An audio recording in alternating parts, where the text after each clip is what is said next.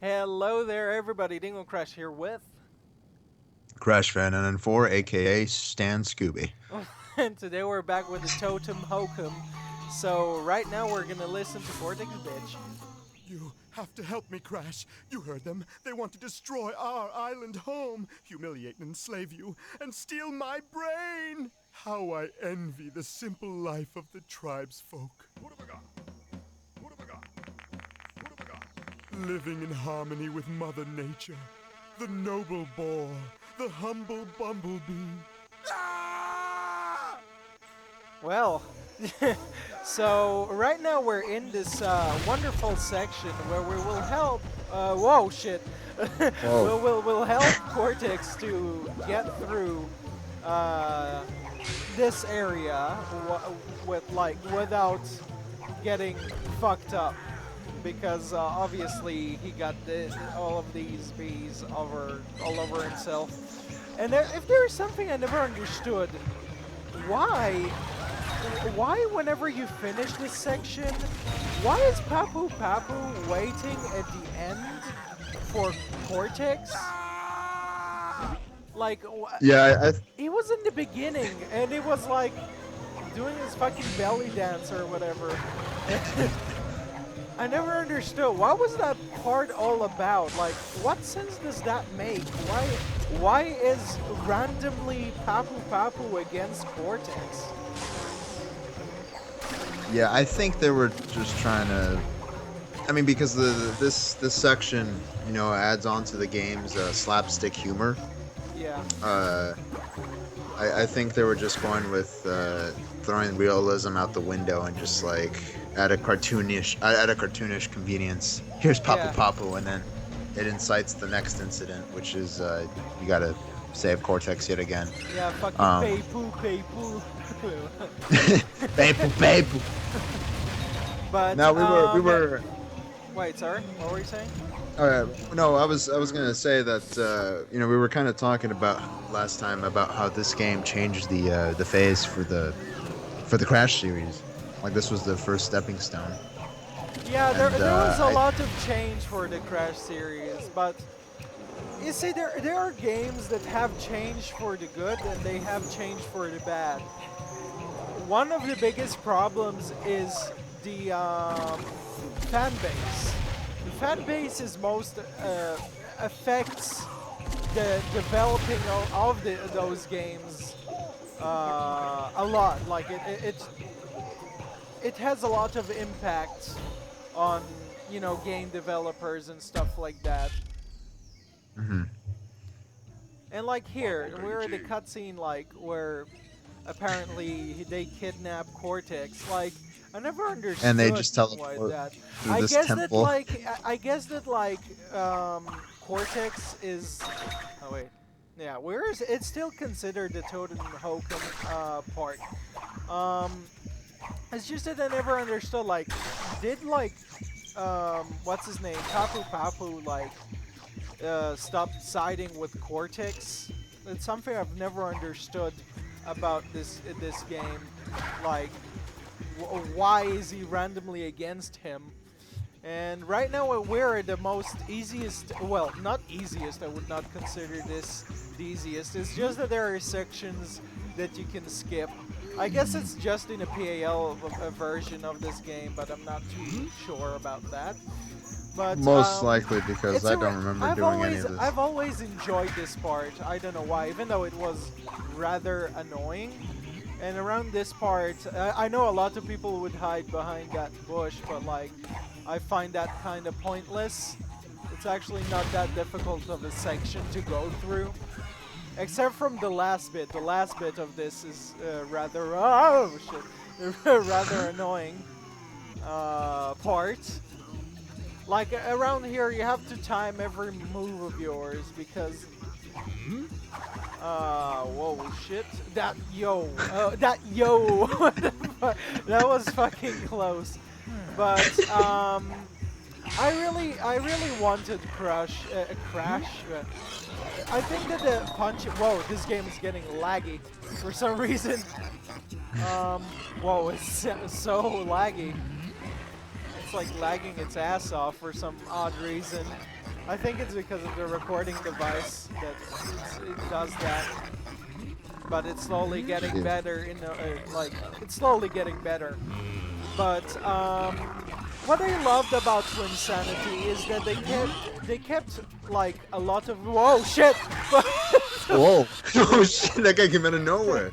Look, you can actually jump up Jesus. here and actually stand up there. It's one awesome. Can you kill that thing. guy? No, he'll kill you if you'll try to kill him. That's the annoying part about this.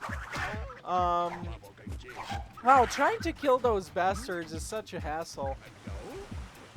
I don't even remember if there was a way that I could have done this.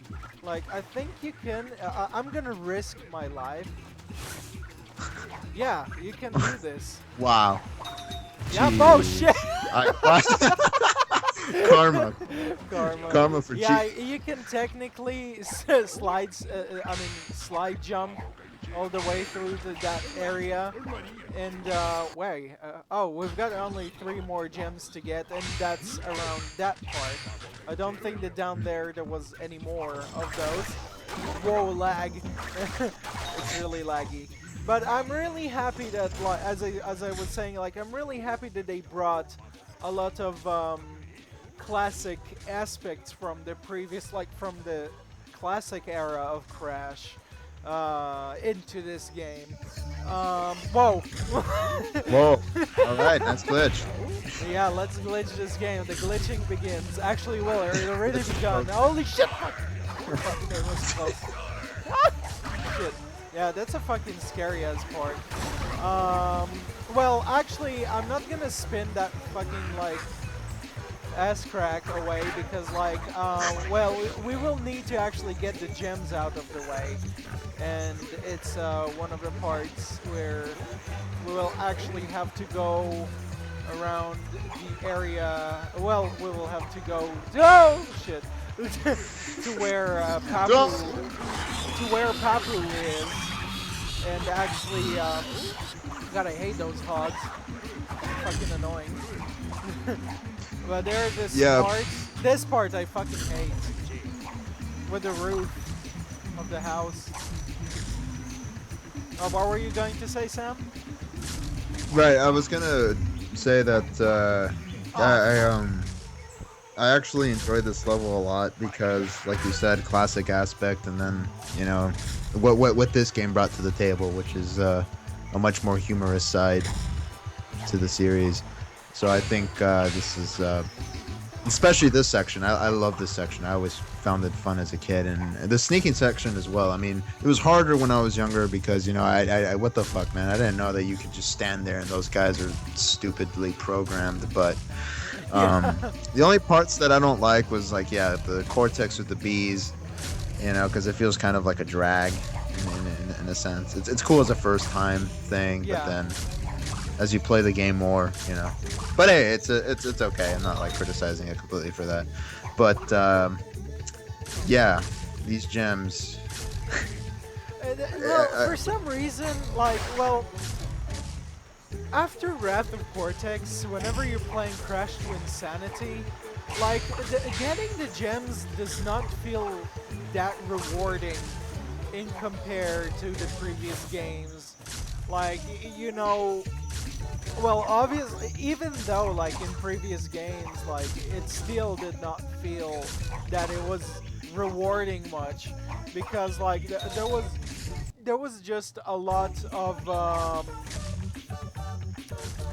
it's just like with this game, if getting the gems was so easy, it felt ridiculously easy, that to the point where it's just like, why am I collecting these gems? They're not doing anything good. Literally, there's only 100% ending. Not even 100% ending. You can just go and finish the game without getting all of the gems.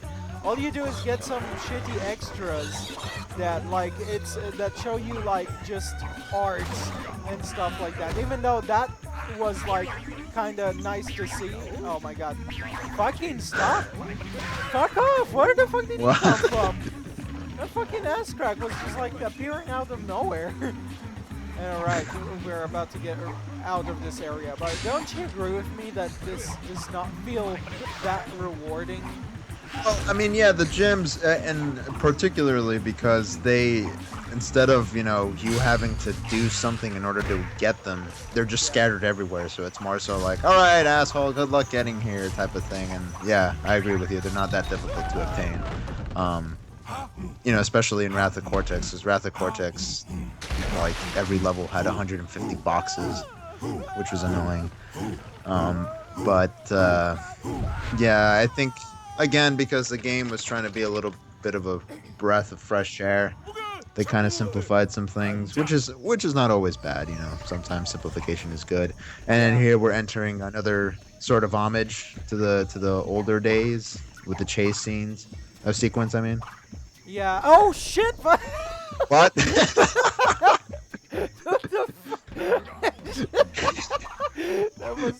that was bullshit. What the fuck? Why is this lagging? Ooh, It's zero just graphic. it's just randomly lagging out of the fucking blue. I don't understand why. What the hell is going on? 1 second, I think I need to close the program because like this is way too laggy. Okay, I'll close Viber. That's for sure. Think that's pretty much it. I don't think I have anything else to close down, but like, why does it just randomly started lagging out of the fucking blue. And we've got the last gem in this area, the Totem Hokum. And, whoa, look how many of them. That's a freaking nice respawn there we got there. And, Glyph's pro. also, if there is something, well, you already know, all of these characters, all of these enemies are from the very first game. So there is a lot of cameos, there is a lot of characters that are brought from the very first Crash Bandicoot game into this one. And if there is something I've never understood is, what the fuck happened to Rillaru from Crash Bash? And if he were going to be in another Crash Bandicoot game or not. Oh, banana. No, I hate Rillaru. Fuck that guy. Apart from being a shitty last minute add-on because, oh my god, who are we gonna match with Dingodile? In Crash Bash, I mean, there's really no other reason for his existence. I don't know why. I think the character sucks. I really hate him. I'm glad that he was just like a one-time thing. Yeah. Yeah, I think. Oh, and imagine all the fan fictions, if not already, that it would spawn with that character. I mean, Jesus Christ, you can already imagine how crazy this shit would get. Yeah. Alright, we're heading towards this section. Let's listen to this cutscene. Oh, Crash. The farmer's market is tomorrow, and my wampa trees won't grow, for my orchard is riddled with greedy worms. If you rid my land of these pests, I'll give you this power crystal. I'm an evil scientist. What do you expect? This isn't a game. I always like that part. That fucking poor farmer. Fucking Alex. Hey, I do the same thing. This part like, this is- always felt so pointless to me. I don't know why. It's just like they don't even attack you. They just go like ah, like fucking dildos or some shit like that. Yeah, they just wanted to, show off with the new little gimmick of you can use Cortex's flat head to smash things. Yeah, smash things around. And technically this is literally going through well, we will be fighting the boss. Oh yeah, right the now. Totem God, right? Yeah. Alright, let's listen to the cutscene. I tell you, you boys have been doing swell. Just swell. Anyhow, we've been taking in the sights of N.Sanity Island here. Nice digs. So much to see, so much to destroy. You got the native village, the lava caves, the totem gods. Yeah, back in the 10th dimension, we don't have anything near as nice as the totem gods. The vivid colors, the intricate carving, It's almost as if they're alive. Yeah. Almost. Exactly as if they're alive. And yes, we will be fighting right now the Totem God, which is, I must say, one of the easiest bosses in this game. Don't you think? Yeah, I mean, just keep your space with him and just throw Cortex in his mouth. As simple as it sounds. You know, hey, what do you think of when games do that? I mean, I'm pretty sure now it's definitely with the technology it barely does that. But don't you just love when the cutscenes are on this amazing graphics and then it goes back to in-game Yeah. graphics? Yeah. I used to love that. Oh fuck! I fucked up. I did not manage to throw it in his mouth. It's a good thing it isn't a speedrun. Well, I love the realism in the cutscenes. It just It just showed how much potential this game had if it were to be finished. Because Yeah, definitely. imagine if this game was like made nowadays. If it was, what the fuck? Why can I not throw it in his mouth? I think Okay, I'm just running. try and I keep think your you need space. to be. Yeah, I think you need to be a little distance from that fucker in order to do this. But imagine if this were to be like made, if this game were to be made these days, and you know, the realism, like if it was supposed to have like to be some type of a movie type of game, like you know how video games are nowadays, it would have been amazing. You know, it would have looked probably really awesome. And I remember whenever I got 100% of this game, in some of the artwork and design for this game, dude, I literally hoped that this game was going to be finished. Like, it looked so amazing with like what they were going to add to the game. Like, the amount of potential that this game had is ridiculously amazing. And it's just like, just because they had to rush with this game, I was like, it was so disappointing. Like, Crash was supposed to punch, there were supposed to be more areas added, the gameplay was supposed to be longer, the boss fights were supposed to be more amazing than they are. But what a disappointment. In that sense, yeah. I mean, unfortunately, production companies, whatnot, always got to ruin everything by rushing the creatives. And video game industry is a business, so at the end of the day, it's like creativity. We don't care. Well, I mean, they do care, but they care more about the money. Oh, cut it. Oh, nuts. There's nuts? Well, you gave it your best shot. But even now, a vice versa reversa device is in operation, sucking the goodness out of this dimension and leaving behind the worst of all possible worlds. We just like making a mess. See you around, losers! Say, is it lunchtime yet? 10th dimension. Yes, yes! In the dark ocean of my intellect swims a magnificent whale of a plan. To the laboratory! We're not beaten yet. The game is on. Indeed, the game is on. And Advance to the next world. I remember whenever he was like warping to that area, like for some reason, like one time I managed to glitch this part to the point where Cortex was like, sorry, I was managing to like move while the cutscene was happening. It was fucking hilarious. And also, there's something I want to try, you cunt. I know, I saw something where you can do this. 1 second, I need to get a little bit closer. I just hope I'm not going to die. Okay. Oh no, fuck! No, because like I know that if you keep your distance away a little bit from the nitros, you'll be able to create this like. There you go. Jeez, that's a wonderful glitch. You know, I always used to hop on the Totem God on his dead body, and for some fucking reason it kills you. Yeah, That it used to piss kills me you. off. You get hit. I never understood what was the point of placing that box over there. I think the developers were just having a gun at trolling.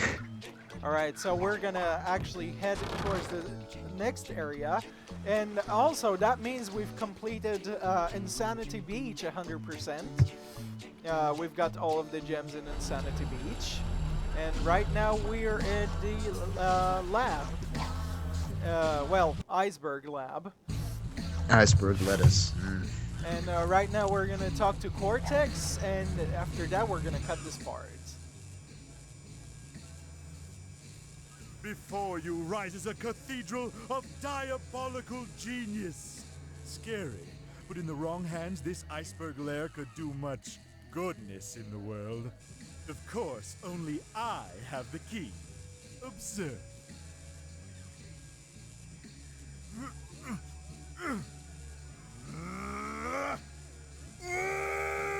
Follow me. I know another way. Yep, and so pretty much in the next part we will be starting the iceberg lab, which is gonna be kind of a long stage if you're asking me. And I'm gonna be showing you guys some tricks in this stage 2, in this area 2, because there is a lot of tricks, glitches, and stuff that you guys may have seen and may not have seen. So yeah. Thanks for watching, guys. Don't forget to drop a comment and or like and subscribe if you haven't, and don't forget to check out CrashFan994. And we shall see you in the next part, so goodbye. Farewell.